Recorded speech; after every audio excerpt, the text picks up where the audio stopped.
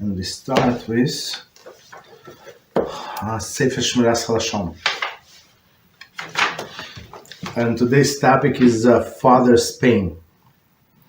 Picture the following: a boy has done something improper. One of the boy's companion announces to the crowd that the boy has done. Present at this announcement, the boy's father, who understandably is quite upset. He tells one who publicized his son's iniquity, "Had you rebuked my son in private, with no one else present, I would have been deeply grateful to you. Why did you have to make known his deed to the public? What you have accomplished is to make him the object of ridicule and disgrace. It seems to me that your intentions were not honorable. You were not out to correct my son's behavior. Rather, you sought to damage his reputation and rejoice in his disgrace." Okay, so let's try to understand what it says here, and we're going to explain. So from the beginning, we're going to explain. Picture the following: the boy has done something improper. One of the boy's companions announced to the crowd what the boy has done.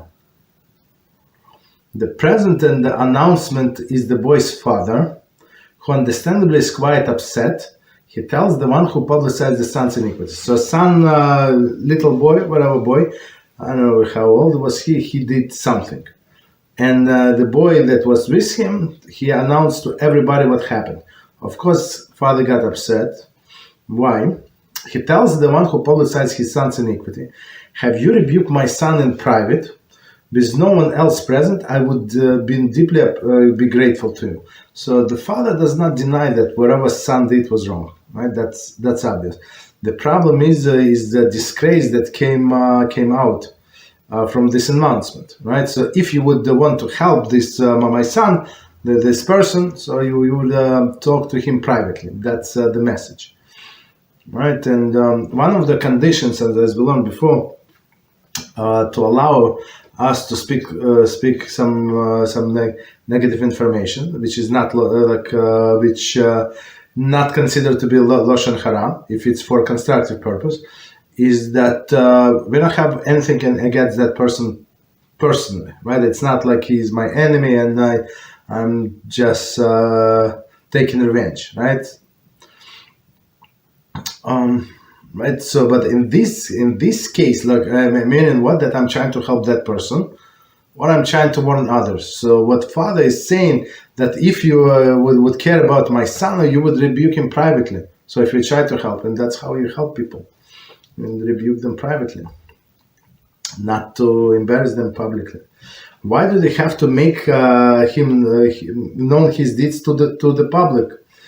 What you have accomplished is to make the object of the ridicule and disgrace. So is boy going to change? Maybe yes, maybe no. But everybody is going to make ridicule, right? He's going to be object of the ridicule, for sure. It seems to me that your intention were not noble. So meaning that that's your intention to begin with, to humiliate that boy. And same not only in this situation, but with all of the situation. When we allow to speak Lashon Hara, right? Negative speech that's not going to be considered Lashon Hara. One of the conditions is it's not out of hatred. So if it's out of hatred, I don't like this person. He did whatever did to me. I cannot go over it. Let's say that's a different issue why I cannot. But let's say it doesn't matter. So I'm not allowed to speak negatively about him, because most likely I'm going to mix in my opinion that has nothing to do with the truth. Okay. It seems to me that the intention were not honorable. Okay. You were not out of concern my son's behavior. Rather, you sought to damage his reputation and rejoice over his disgrace. So, right.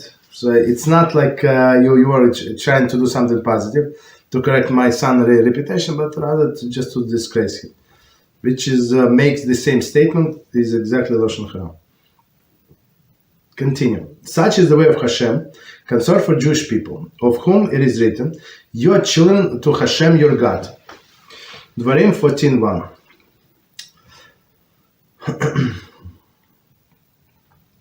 Dvarim 14:1. Hashem, as it were, rejoices at our joys, and is pained at our suffering. When the Jew rebukes his fellow in public, in the presence of the Father in heaven, whose glory fills the earth, can he, meaning Hashem, take any pleasure from this? One could be forever cognizant of Rambam's statement. The one who is that one is required to be concerned about other Jewish possession and honor as he is for his own. Is Hilchas Avelus 14:1. Very interesting. Hilchas Avel, it meaning the laws of the mourner. Okay. So let's see from the beginning, and we're going to explain. Such is the way of Hashem concerning Jewish people, right? Of whom it is written, your children, you are children of Hashem, your God. So it's very, very important verse. Okay. Hashem, as it were, rejoices at our joys and pain as our suffering, as the father would rejoice at the joy of a child, same as Hashem, the Havdil, but he rejoices our joy, and suffering is out suffering, especially in this case, embarrassment. When a Jew rebukes his fellow in public, in the presence of his Father in heaven, and Hashem is everywhere, right? Whose glory fills the earth, he, meaning Hashem, can he take any pleasure from this? Right? So Hashem is suffering. Right, and what Rambam said one more time, one is required to be concerned about other Jews' possession, right, and his honor as he for his own, right. So not only possession, so meaning, right, we try to preserve other people possession that's connected to the laws of returning the lost property, right, and some other things, right. From this laws of returning lost property, we derive actually many things. Even one of the connections they say they derive about from this law is somebody who is sick, right? And we try to help him, to restore his health, right? Whether with his money or otherwise, so that's actually obligation to return something to another Jew what is lost, meaning his health. Okay, let's stop here.